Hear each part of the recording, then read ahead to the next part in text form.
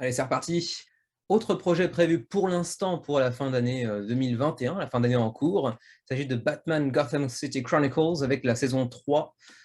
J'ai pas pu jouer à la saison 1 ou la saison 2, donc je pourrais pas vous en parler plus en détail. Remarquez, les mécanismes sont déjà affichés ici, hein, vous connaissez déjà un petit peu le principe, hein, c'est le jeu de Monolith Games et plus précisément de chez Fred Henry. On peut aller rapidement dans la liste des mécanismes. Bon, on a des points d'action, oui, du déplacement sur air, sur territoire, jeu en équipe. Bon, je ne vais pas vous apprendre grand-chose, la page BGG n'est pas très parlante au niveau des mécanismes, mais bon, vous avez l'habitude, hein, c'est un jeu de Monolith, donc certainement en français, bien évidemment, parce que c'est Fred Henry qui en a la charge. Donc vous connaissez un petit peu la musique, il n'y a pas grand-chose à dire de plus. Saison 3 pour Batman City Chronicles, enfin, Gotham City Chronicles, devrais-je dire plutôt. On continue avec Yucatan de chez Matago et par le designer, l'auteur Guillaume Montiage. Alors ça vous rappellera peut-être quelque chose, que ce soit Matago ou Guillaume Montiage, les deux ensemble. Ça s'appelle Kemet. Et Kemet, gros jeu qui a récemment eu une version améliorée qui s'appelait Blood and Sand, si je me souviens bien, sur Kickstarter. Yucatan repart plus ou moins sur les mêmes concepts, à savoir du contrôle de territoire et mouvement sur territoire également. Pas beaucoup d'informations, mais ça rappelle beaucoup Kemet, donc des pouvoirs uniques, etc. Bon, vous serez en terrain connu si vous avez déjà joué à Kemet notamment, d'autant que c'est le même auteur. Donc, voilà. Il y aura des miniatures, bien évidemment, comme vous le voyez ici. Par contre, pas de page Kickstarter pour l'heure actuelle. On verra, ce sera certainement dévoilé d'ici les semaines à venir, mais bon, ça risque de faire un gros score, étant donné le pédigré du créateur et de son éditeur, bien évidemment, Matago. Le prochain jeu de la liste, il s'agit encore d'un 4X, donc encore un jeu qui se passe dans l'espace, dans l'univers intersidéral, etc. Là, ça s'appelle Last Light, et ça nous vient de Grey Fox Games, que vous connaissez peut-être aussi, et plus précisément d'un auteur dont c'est le premier jeu, si je ne me trompe pas, mais qui est malgré tout très connu du monde du jeu de société, puisqu'il s'agit de Roy Kennedy. Alors pourquoi est-il très connu, me direz-vous? Parce que c'est l'un des éditeurs de Dice Tower, donc c'est un des intervenants réguliers de Dice Tower. Donc vous l'avez certainement déjà vu si vous êtes parmi les abonnés de la chaîne Dice Tower, qui est l'une des plus grosses chaînes de jeux de société qui soit sur YouTube. Et donc il vient sortir son premier jeu de société. Lui qui est gros fan de 4X, il a décidé de faire le sien, et le sien s'appelle donc Last Light, prévu théoriquement pour la fin 2021, un 4X avec des planètes en 3D, etc. Apparemment, un plateau rotatif, enfin, ouais, ça a l'air d'être un gros projet quand même. On verra bien ce que nous propose Last Light. Assez peu de choses à dire pour Age of Galaxy, qui est le projet que je vous présente maintenant, si ce n'est que c'est un jeu avec un solo, mais jouable jusqu'à 4 joueurs, pour des parties de 45 à 60 minutes. Et pourquoi je vous le présente? Parce que les deux premiers mots de ce titre, Age of, pourraient potentiellement vous rappeler Age of Civilization, qui a fait l'objet d'un Kickstarter il y a de ça quoi, 2 ans et demi, qui avait fait un très joli succès pour Icemakes, donc l'éditeur, donc c'était le premier projet Kickstarter, si je me souviens bien, qui avait fait un gros score, compte tenu de ce statut de primo-éditeur, et qui nous revient donc avec Age of, encore une fois, mais cette fois-ci Age of Galaxy. Donc un petit jeu, j'imagine, relativement portable, si j'en crois Age of Civilization, qui était lui-même assez petit.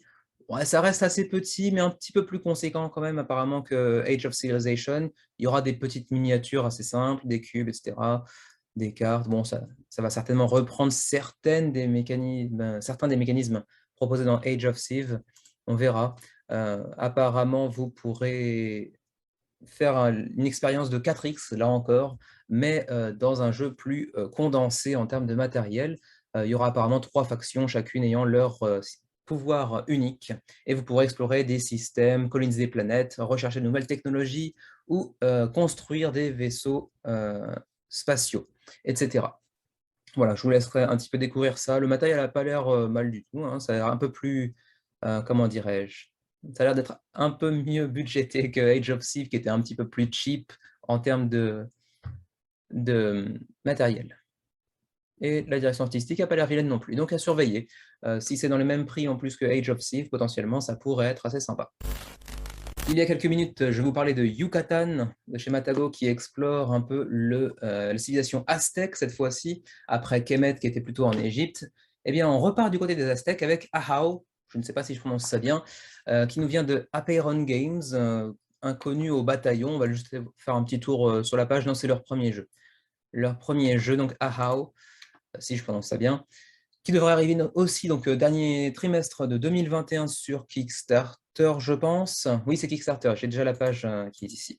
Donc des parties de 2 à 5 joueurs, 90 à 120 minutes pour 13 ans et plus, et il s'agira de devenir comment dirais-je, l'empereur, entre guillemets, de la péninsule du Yucatan.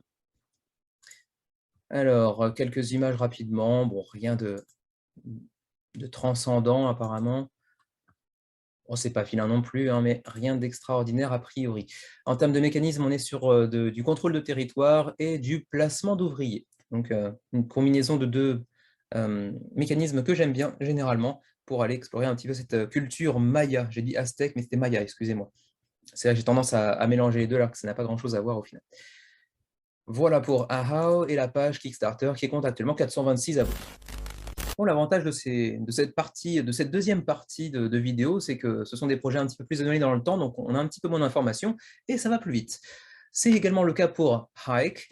Hike avec un titre un petit peu trompeur, puisque hike, ça peut vouloir dire promenade, balade ou, comment dirais-je, randonnée, si je puis dire. Et sauf que là, en fait, il va s'agir de courses de chiens de traîneau, apparemment, relativement courtes, 15 à 30 minutes, pour 8 ans et plus, donc jeu relativement familial, pour 2 à 6 joueurs, apparemment. Et ça nous vient de Snowboard Games, donc des jeux de snowboard. Ceci dit, on ne connaît pas l'auteur du jeu. Donc, un jeu de course avec du draft de cartes et du pattern building, avec actuellement 567 abonnés sur la page Kickstarter. Pas grand-chose de plus à en dire, petit jeu de course dans la neige. On continue avec Z-Ball de chez Stone Sword Games. Alors, j'en ai déjà parlé tout à l'heure avec Senjutsu, le jeu placé dans un univers japonais de combat. Cette fois-ci, ils nous reviennent avec Z-Ball, c'est-à-dire qu'en fait, ils ont potentiellement 2, voire 3 campagnes jusqu'à la fin de l'année.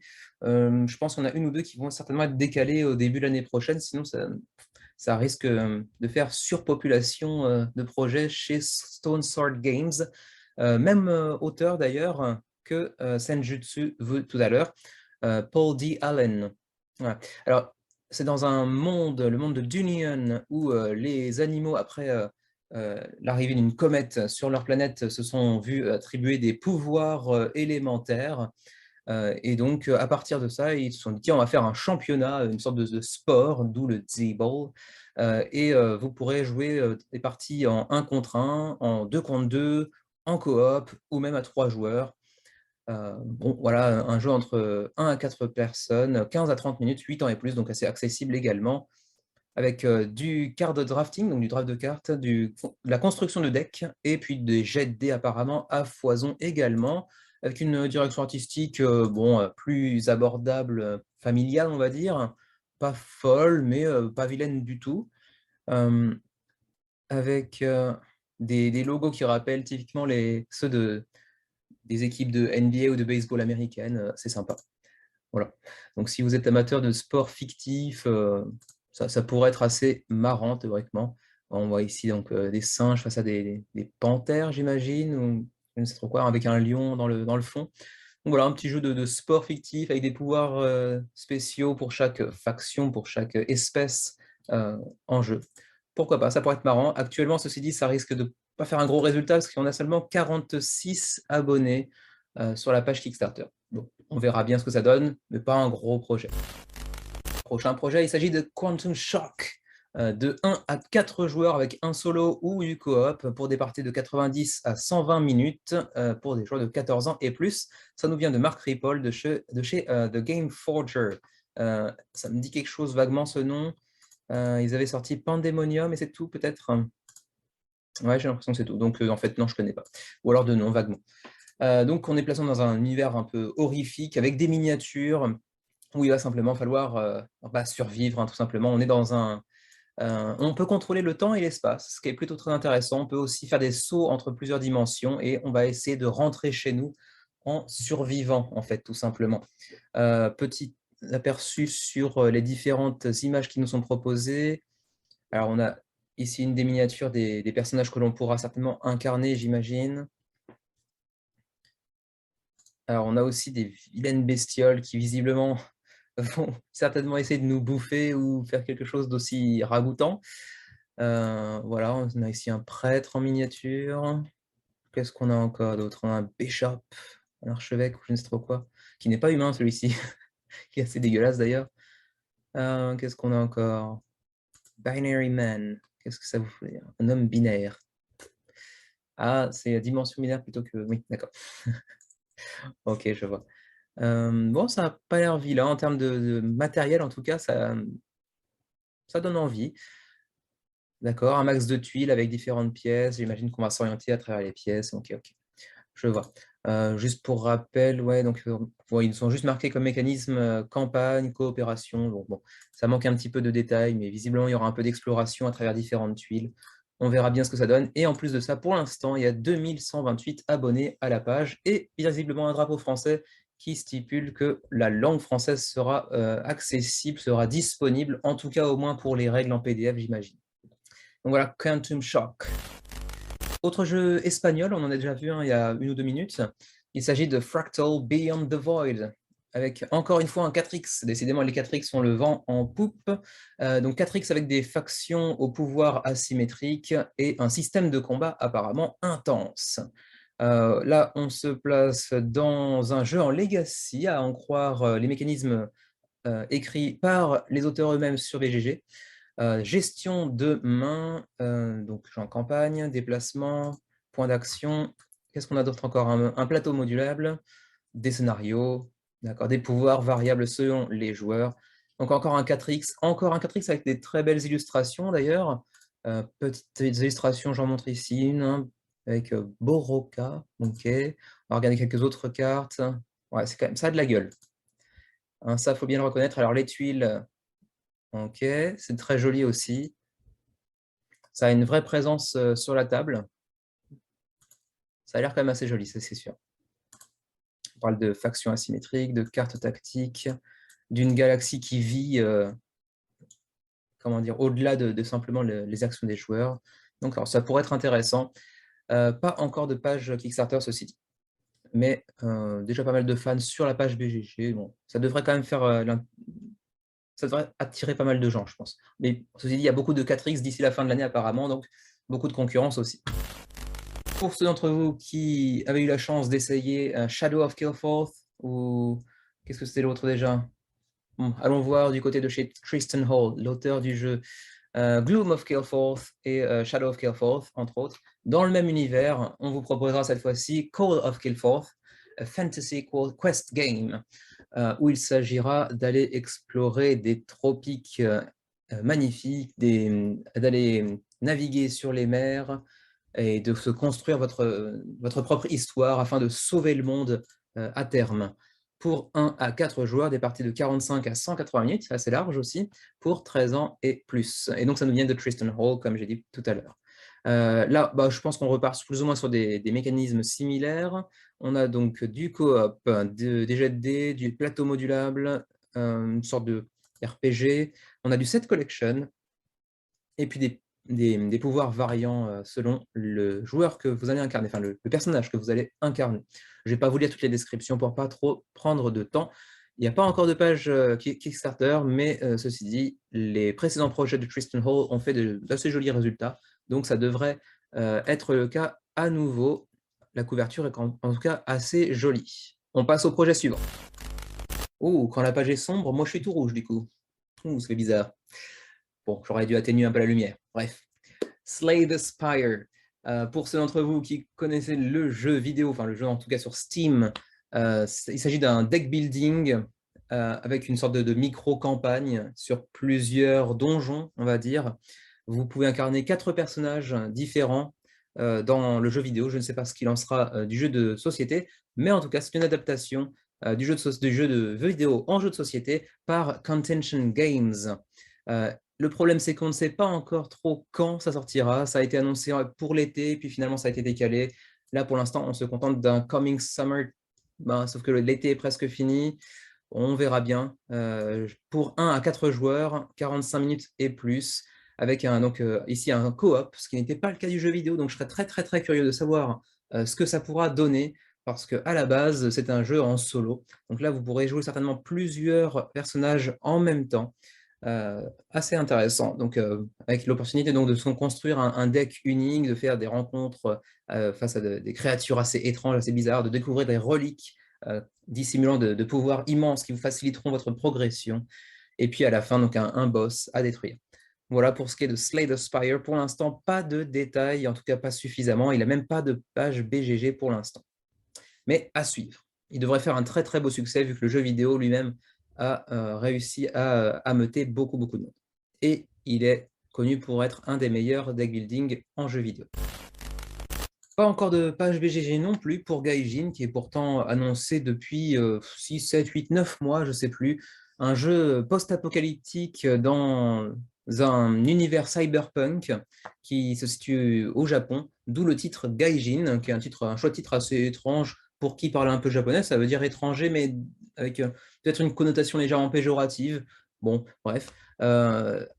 Comme souvent dans le cyberpunk, là c'est très très très fluo, on est sur du bleu pétant, du rose pétant, vraiment très phosphorescent, très, très flashy, très néon, pour ce qui est de la direction artistique. Ceci dit, c'est un jeu qui nous vient de Awaken Realms Light, donc pas la maison mère, mais une sous-branche de Awaken Realms, mais ça devrait probablement être le jeu le plus lourd de cette branche Light. Donc normalement c'est une branche qui se veut proposer des jeux un peu plus légers, mais Gaijin a l'air d'être un peu plus costaud. Donc je me demande en fait ce qui justifie entre guillemets la rétrogradation de ce projet sous Awaken Realms Light plutôt que Awaken Realms normal. Je ne sais pas, mais en tout cas ça a de la gueule visuellement, même s'il faut aimer les néons. Déjà 6500 environ followers, on va dire, hein, personnes qui sont abonnées à la campagne sur Gaijin. La date n'est pas encore annoncée, donc je ne peux pas vous en dire beaucoup plus. Donc, on part sur des parties de 90 minutes pour 1 à 4 joueurs, donc jouables en solo, pour 16 ans et plus, parce que certains thèmes abordés seront plutôt à destination d'un public mature, disons. On aura des tuiles pour les différents quartiers de la ville, qui rappellent vraiment en termes de direction artistique Cyberpunk 2077, sorti l'année dernière. On aura une carte de network, de réseau, avec certainement, comme j'imagine, beaucoup de jeux de cyberpunk, du piratage, ce genre de choses-là. On aura différents scénarios jouables, toujours en coopération a priori, même si il semblerait qu'il y ait des coopérations, mais aussi des alliances qui pourraient être à double tranchant, donc potentiellement du semi-coop parfois. Il y aura des modifications corporelles avec du transhumanisme en fait, hein. Il s'agira de gagner de la réputation, apparemment une forte rejouabilité, puisqu'il y aura plusieurs maps, plusieurs cartes, donc plusieurs factions. Ils ont mis fractions. Je ne sais pas si c'est fraction ou faction, je pense que c'est plutôt faction. Des décisions morales assez difficiles. Donc apparemment une forte rejouabilité d'une partie à l'autre. Et après, bon, juste Coming 2021, on ne sait pas encore trop quand, mais théoriquement, d'ici la fin de l'année, Gaijin fera son apparition sur GameFound. On continue avec King Hill, là encore prévu pour le dernier trimestre de l'année, fait par Peter Marek. Et pour l'instant, on a un self-published, donc pas encore d'éditeur, mais j'ai fait une toute petite enquête pour ce jeu de 1 à 2 joueurs, 45 à 90 minutes, 13 ans et plus, qui est un jeu de placement d'ouvriers avec apparemment des éléments plus contemporains de jeux de cartes, avec par exemple du draft apparemment.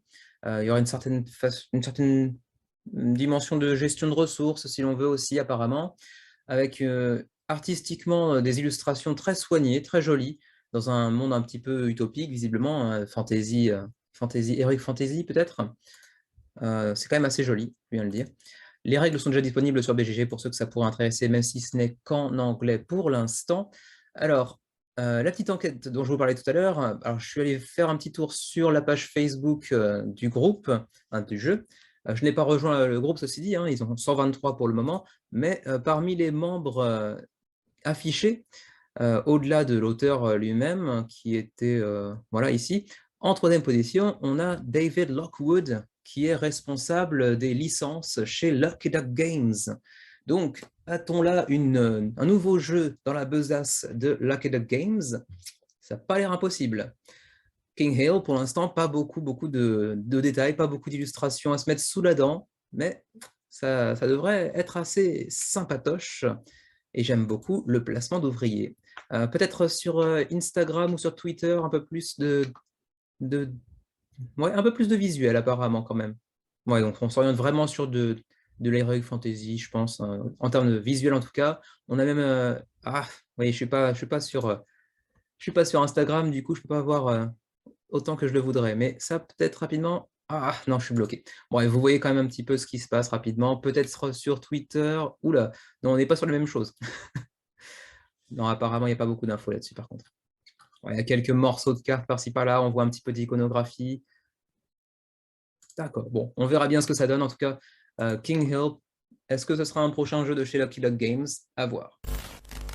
Prochain jeu de la liste, Harakiri Blades of Honor. Alors, on reprend un titre japonais, mais là, ça s'oriente vers un truc beaucoup plus perché, avec beaucoup de mythologie japonaise, certes, mais on est sur un jeu avec des thématiques un peu horreur, mais en se basant sur le bestiaire des mythologies japonaises, on va dire. Avec par exemple ici un Akaname. Qu'est-ce qu'on avait d'autre encore? Le Seiryu, qui n'est pas le dragon de Dragon Ball Z.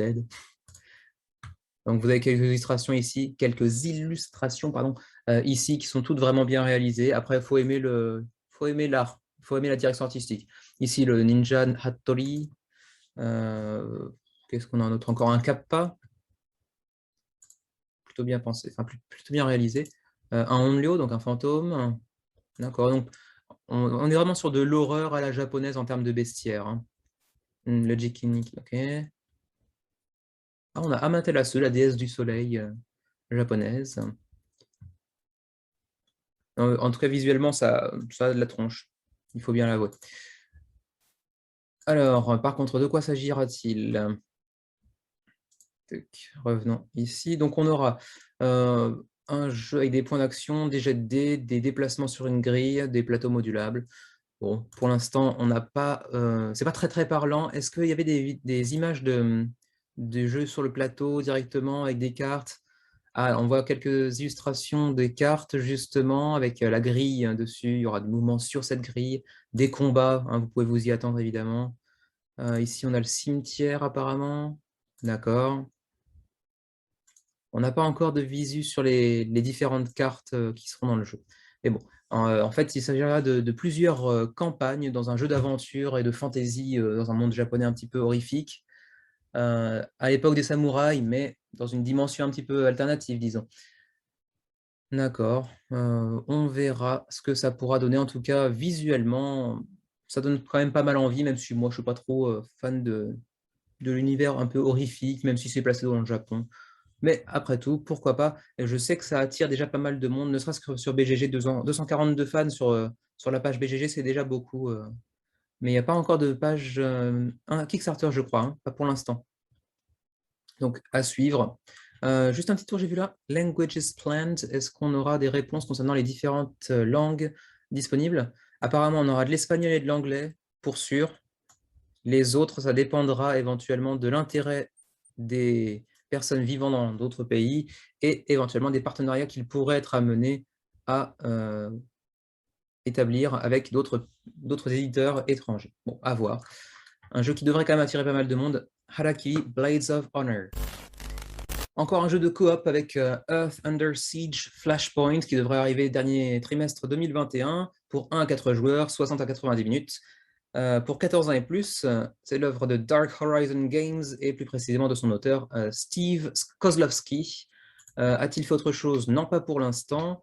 Dark Horizon Games, ça ne dit rien non plus. Et c'est normal, c'est leur premier jeu également. Donc des nouveaux venus, aussi bien l'auteur que l'éditeur, pour un jeu donc, de sci-fi, de science-fiction, coopération et survie, puisque vous allez voir qu'on aura comme sur la boîte des gros méchants qui essaieront de vous faire la peau, et vous essaierez avec visiblement différents personnages et certainement des pouvoirs asymétriques de vous en défaire ou tout du moins d'y survivre. On aura du déplacement sur territoire, enfin sur zone, Des jets de dés, des pouvoirs, oui, voilà, des pouvoirs asymétriques selon le personnage que vous avez incarné. On a déjà pas mal d'images, par contre, ici. Il y aura des mini. Il y aura des mini. Elles sont, en tout cas, les renders en 3D sont plutôt bien foutus. À voir si la qualité finale sera similaire. Quelques exemples de personnages ici avec Marisa Vasquez, qui sera la soldate. Soldate au féminin, je ne sais pas trop bien. Apparemment, des emplacements de cartes pour de l'équipement ici. Un sac, une ceinture d'équipement, j'imagine, encore. Et quelques capacités particulières pour chaque personnage. D'accord. Mhm. Et des cartes uniques pour chaque personnage aussi, apparemment. D'accord, d'accord. Donc ça a l'air sympa. Dominate, un peu plus bourrin, certainement. Un tank. Bon, ça n'a pas l'air bien, quand même, hein, il faut bien le dire. Le Mind Killer qui est sur la boîte, qui sera certainement le méchant ultime, l'ennemi ultime dans le jeu. Avec toute une iconographie déjà bien mise en place, d'accord. À voir, ça devrait arriver d'ici la fin de l'année et ça a l'air pas trop mal, visuellement parlant en tout cas. Reste à voir ce que ça vaudra sur plateau. On aura certainement un mode Tabletopia ou Tabletop Simulator pour le tester durant la campagne, j'imagine. Si ce n'est pas déjà le cas, mais je ne l'ai pas encore vu en tout cas. Voilà pour Earth Under Siege Flashpoint. Dragon Ball.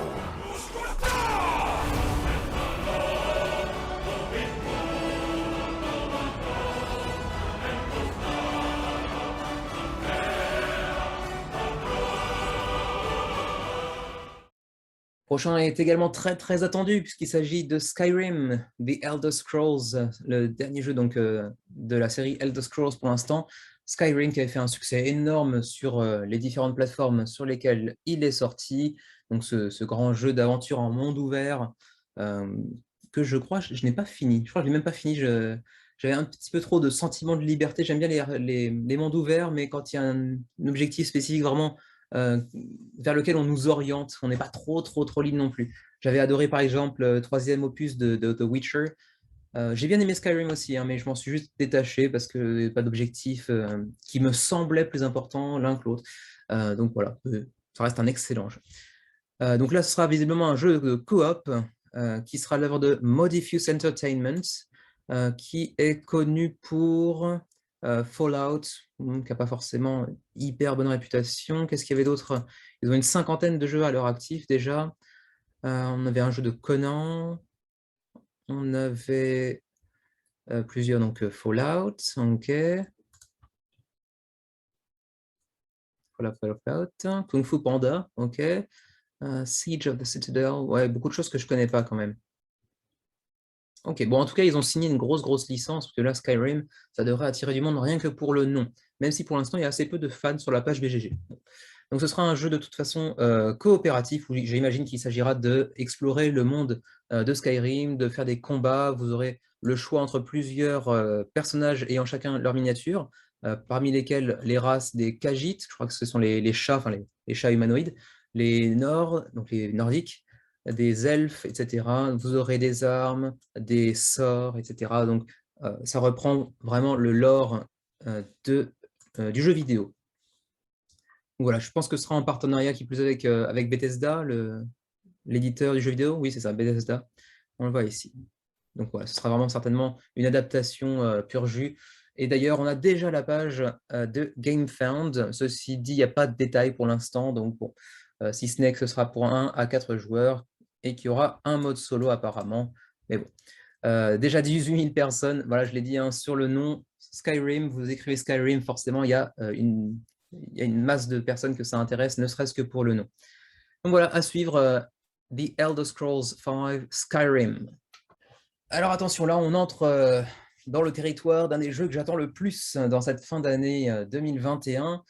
En provenance de Fantasia Games, c'est aussi une des raisons pour lesquelles j'attends pas mal, parce que c'est eux qui avaient proposé Endless Winter Palo Americans sur Kickstarter il y a de ça pour 5-6 mois peut-être, qui avait été un énorme succès venant d'une boîte qui à l'époque était assez peu connue, qui mélangeait plusieurs mécanismes pour en faire un jeu massif qui a été vraiment plébiscité lors de sa campagne, qui n'est pas encore sorti mais qui a déjà un 7.9 sur 322 sur 322 évaluations. Bon, il avait un mode jouable en ligne pour le tester, c'est peut-être aussi pour ça. Et puis, il y avait aussi les dessins de Miko, celui qui fait Artisan des Royaumes de l'Ouest, entre autres. Et donc, Unconscious Mind, pour y revenir, c'est l'œuvre de Johnny Pack, qui lui aussi est très connu, puisque Johnny Pack a réalisé notamment Coloma ou Merchant's Cove, j'ai oublié le titre en français, mais bon, qui a fait beaucoup de bruit récemment, ou Sierra West également. Donc, un auteur de plus en plus populaire sur qui il faut compter. Et puis, en plus, aux illustrations, voilà, c'est une Dream Team, parce qu'on a aussi Andrew Bosley, donc, qui s'occupe de Everdell, entre autres, et Vincent Dutray, notre Vincent Dutray national, qu'on n'a plus besoin de présenter, qui a fait des illustrations de jeux qui sont tous plus magnifiques les uns les autres, dont Robinson Crusoe, dont La quête de l'Eldorado, Jaipur, Lewis et Clark, etc. Bref, énormément de jeux dont il a fait les illustrations et qui sont toutes magnifiques. Et évidemment, celle-ci ne déroge pas. Là, c'est du Vincent Dutray, et en haut, c'est peut-être du Andrew Bosley, j'imagine. Ils ont fait appel à 2 illustrateurs parmi les plus populaires du monde du jeu de société. J'imagine que, comme c'est un jeu qui se base beaucoup, vous le verrez, sur l'inconscient, ils vont essayer de mélanger certainement la réalité et le rêve, donc certainement faire appel à 2 illustrateurs pour avoir 2 styles différents pour les démarquer.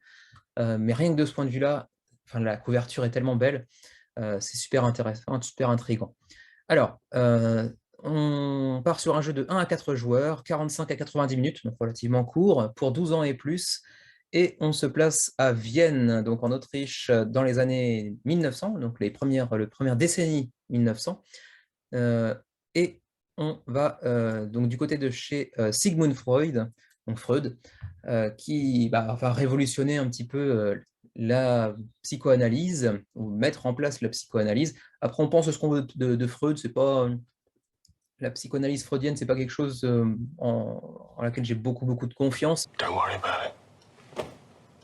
What do you mean? Is that advice? Yeah. Just don't worry about it, mate. Mais la thématique est super intrigante. Le mélange rêve-réalité, etc., ça c'est un truc qui va vraiment m'intéresser beaucoup.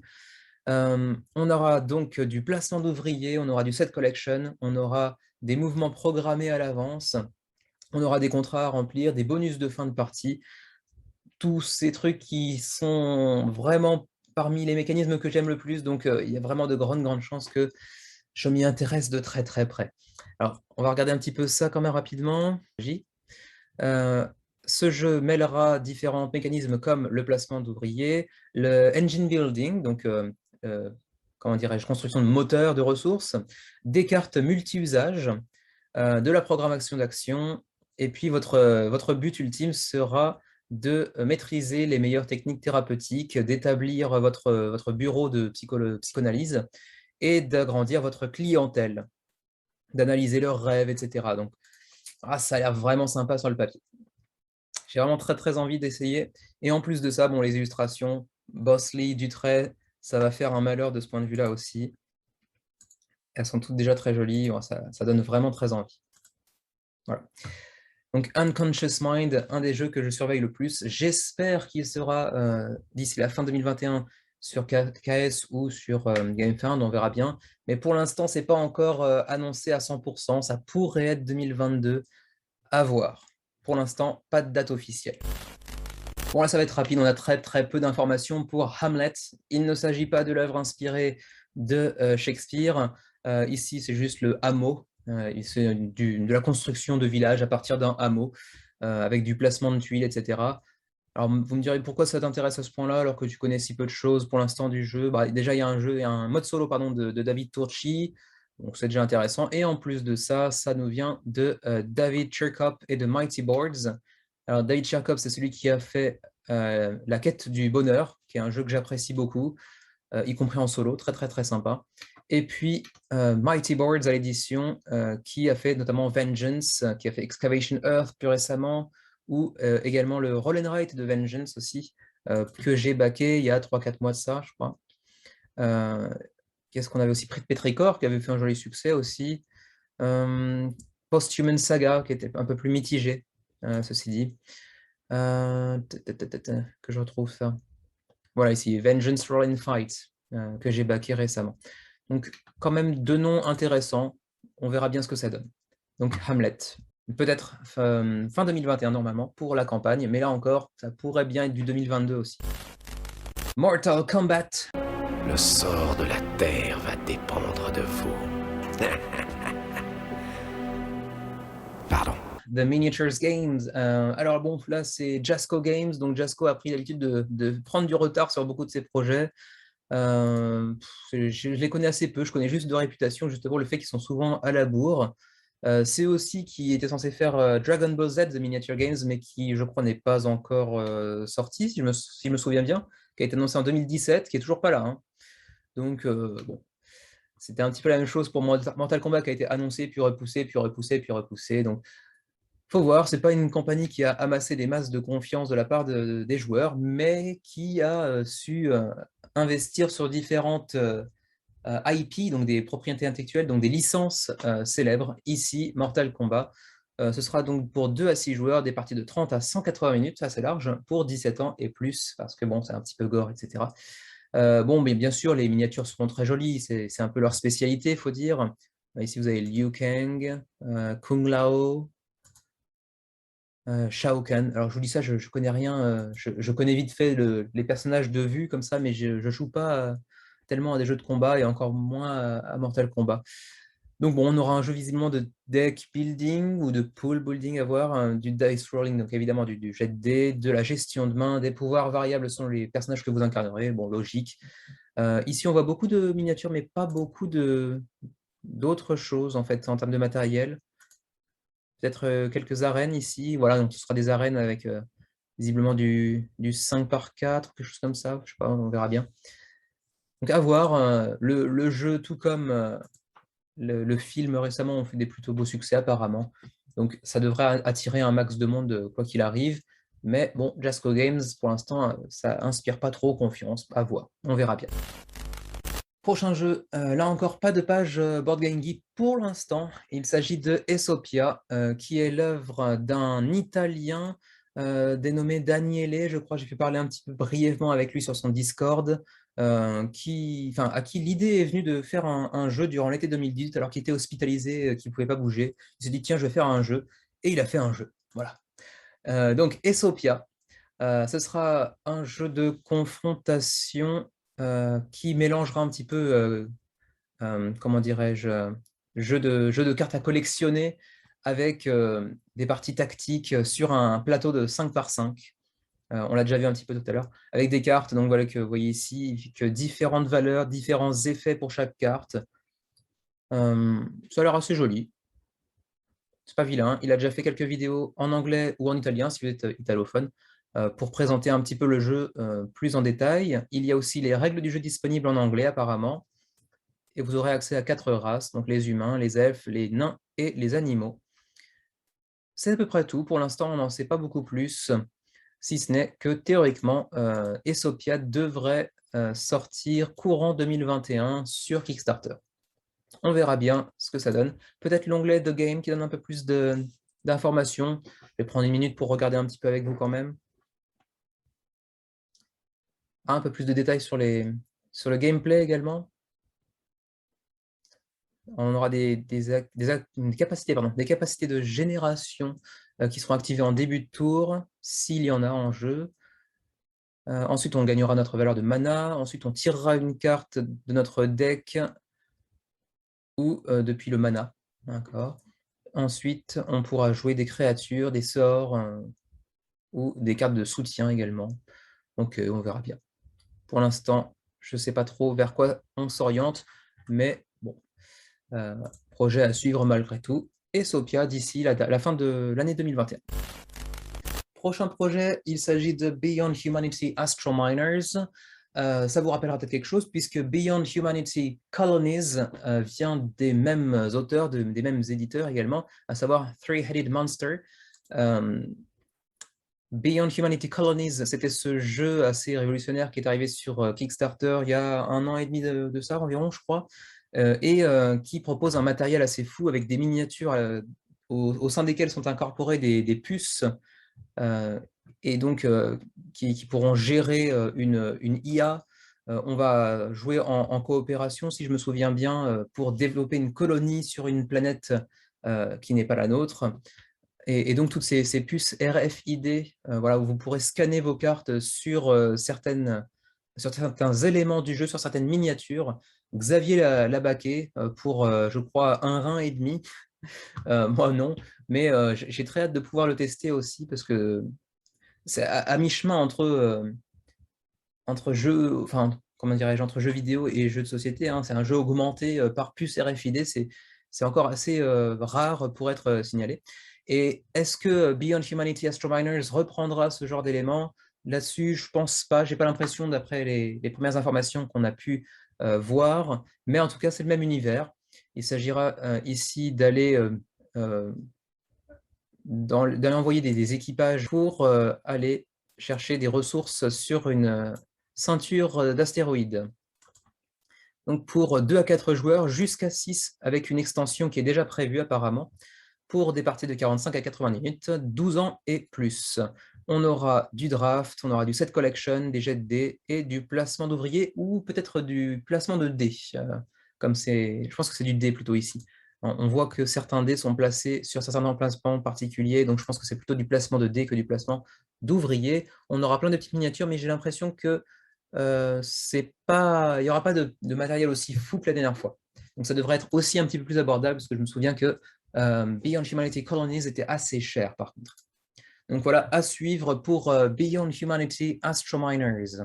Sachant tout de même, j'ai failli oublier de vous le dire, que la page GameFound est déjà présente sur le site, bien qu'on n'ait pas encore de décompte, on ne sait pas encore quand le jeu sortira. On a déjà 2100 followers pour Astro Miners, donc vous pourrez regarder un petit peu. Il y a quelques informations, quelques commentaires déjà de vidéastes qui ont déjà pu le tester pour l'instant. On aura une version en français, à la demande, à voir.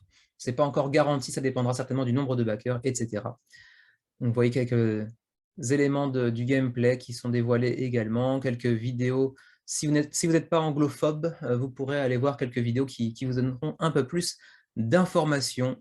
Jet de dés, investir sur les dés en les plaçant sur des emplacements façon ouvrier, envoyer des missions sur leur navette, gagner des ressources, collecter des points de victoire selon des cartes de mission qu'on aura certainement tirées au fur et à mesure, et puis remporter au final la compétition.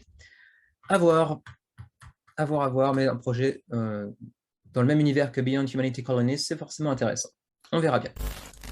Dernier projet de la journée, il s'agit de Collab, qui n'est pas un jeu de coopération comme on pourrait le penser, collaboration, etc. Non, non. Collab, on part sur un jeu d'affrontement pour 1 à 4 joueurs, 90 minutes à 120 minutes pour 8 ans et plus, donc relativement accessible en termes de gameplay, où il faudra utiliser des placements d'ouvriers pour collecter des ressources via des dés également, combattre des monstres, faire des potions, etc., etc. Et attention, parce que ça nous vient de chez Portal Dragon, avec Jonathan Gilmour et John Mitling.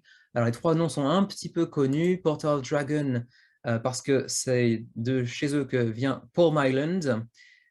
Également, John Mitling, puisque c'est lui qui a fait Paul Myland, justement. Et puis enfin, le dernier des trois noms, alors attendez que je déplace ça que vous ne voyez pas de chez vous, mais bon. Jonathan Gilmour, qui lui a bossé sur Dead of Winter, sur Dinosaur Island, sur Wasteland Express, etc. Donc tout un tas de jeux, il en a 56 dans sa besace. Voilà, pas mal de noms assez bien connus du milieu pour Collab, avec un mode solo qui plus est, donc ça pourrait intéresser plus d'un.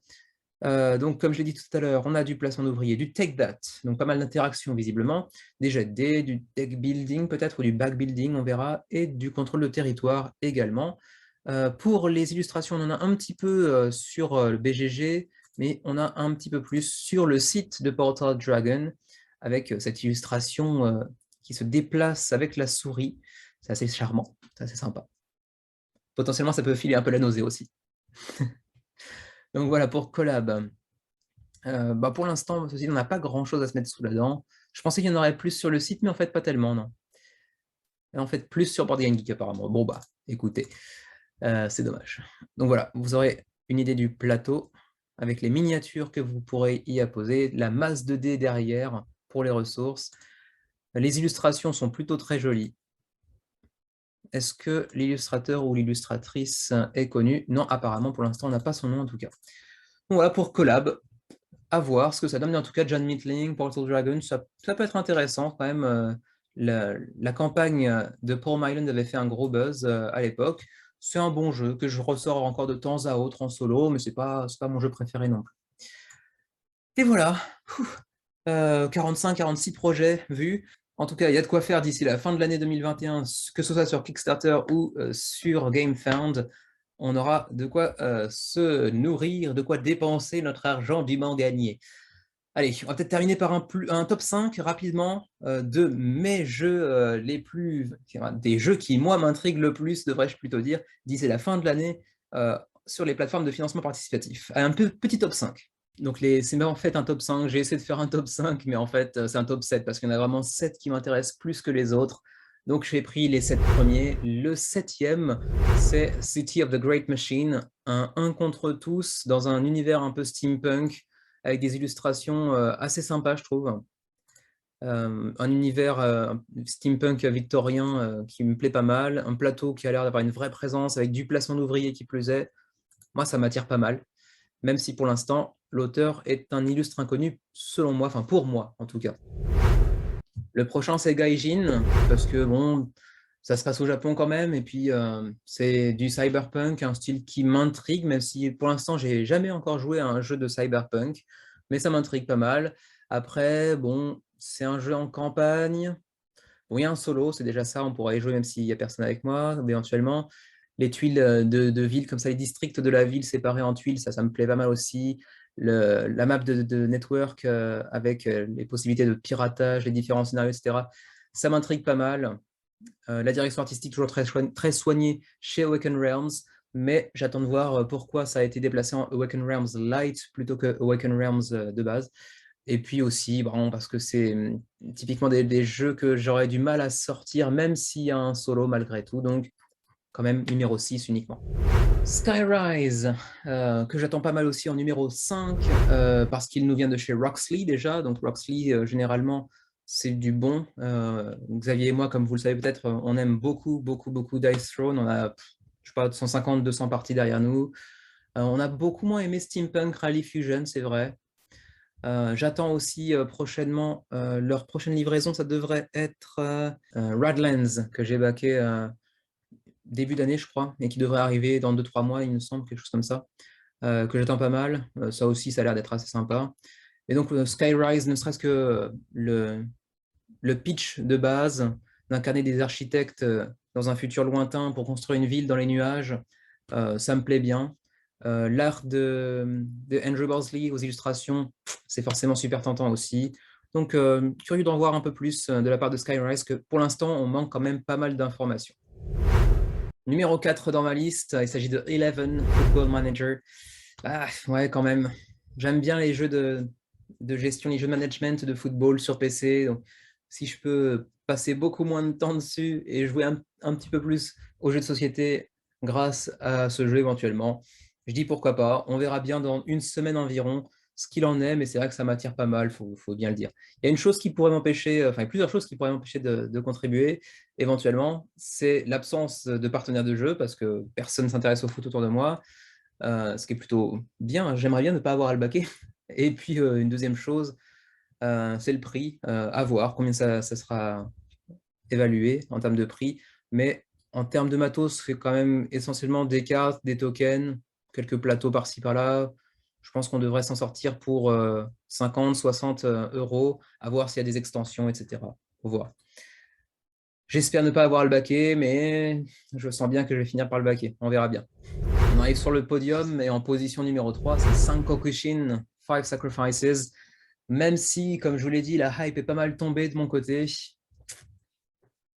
c'est quand même un gros, gros, gros projet hyper ambitieux, avec du combat ou éviter un combat via la psychologie, en discutant avec son adversaire, un monde qui évolue au fur et à mesure, une évolution de personnage, une vraie narration. Non, ça a l'air vraiment, vraiment très, très bien foutu. J'ai hâte d'en savoir plus, en fait, parce que pour l'instant, on manque de détails, même s'il y a beaucoup de updates longues comme un bras, comme vous avez pu le voir tout à l'heure. C'est quand même super intriguant, même si j'ai très peur de ne pas pouvoir le sortir tellement, même s'il y a encore une fois un mode solo. On verra bien. C'est très intriguant. c'est pour ça que je le place aussi haut, mais est-ce que je le prendrais? C'est pas du tout garanti. Mais en tout cas, Sankokushin, ça a l'air quand même d'avoir sacrément de la tronche. Donc voilà, c'est quand même très très joli aussi. C'est pas typiquement japonais, mais il y a une patte vraiment. Et ça a vraiment de la gueule, il faut bien le dire. Ouais, non, là aussi, ils ont mis masse d'illustrations, ça va être super long à charger. Les mini qui sont superbes aussi. Bon, après, je ne suis pas spécialement très sensible aux mini, mais quand elles sont aussi bien faites, on ne peut que l'admettre et être intrigué, au moins. Voilà. Donc, 5 Kokushin pour le numéro 3. En numéro 2, on retrouve Unconscious Mind. Ah, j'ai longtemps hésité entre celui-ci et le numéro 1. Vous avez qu'à les mettre ex aequo après tout si vous voulez.